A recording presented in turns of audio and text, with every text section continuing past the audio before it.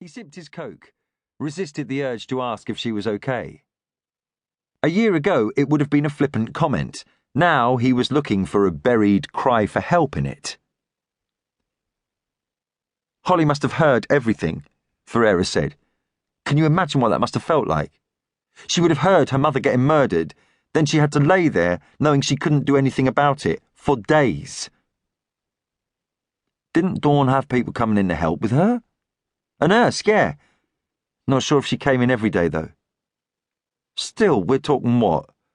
2 days with nobody visiting the house or coming to check up on them? She seemed isolated when I talked to her. It was just a feeling I got, but living like that, having to be a 24/7 carer, people stop visiting, I guess. They don't want to keep listening to the same old complaints, do they? Ferreira started rolling a cigarette, one butt already in the ashtray.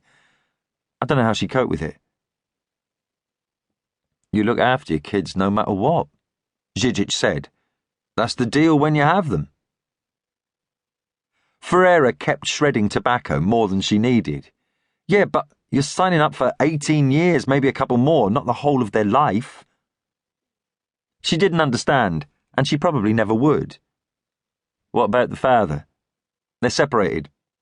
Divorce was in progress when I spoke to her. Acrimonious?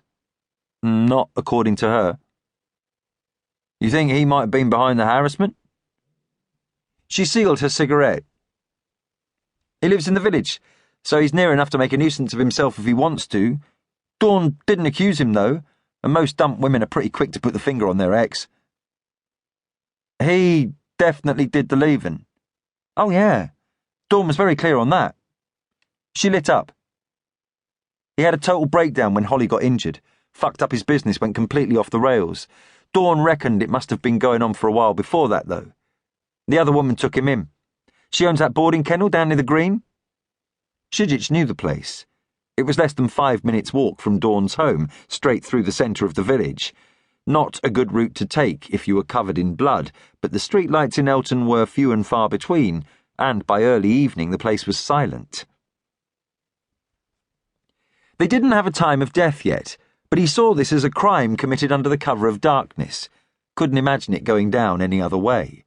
Not when it had remained unreported for days. Tell me about the harassment, he said. He leaned forward in the black rattan chair, hunched against eavesdroppers who weren't there. It started soon after Holly was moved home from hospital. Very minor stuff. Nuisance factor more than anything else. Silent phone calls, bit of vandalism in the garden. Dawn ignored that.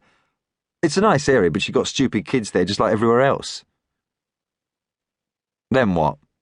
She got a modified people carrier to take Holly out in. It was on the drive for a day before the tyres were slashed. Ferreira frowned. Someone sprayed the word cripple across the side of it, which is why it got sent to us, of course. They had dealt with a few cases centred on prejudice against the disabled, but nothing which had gone this far before. Taunts and threats, occasional broken windows. Nobody could see Holly as a danger, though, surely. Did Dawn have any idea who might have been responsible? No. She said she thought it could be someone pissed off because she was getting more support from the council than them. Ferreira shrugged. I don't know, it sounded unlikely to me, but I suppose that kind of thing bothers some people. Say their benefits have got cut, bedroom tax kicking in, something like that, and then her being given a brand new espace, getting a load of building work done. A sense of entitlement makes people do some pretty shitty things. He considered it for a moment.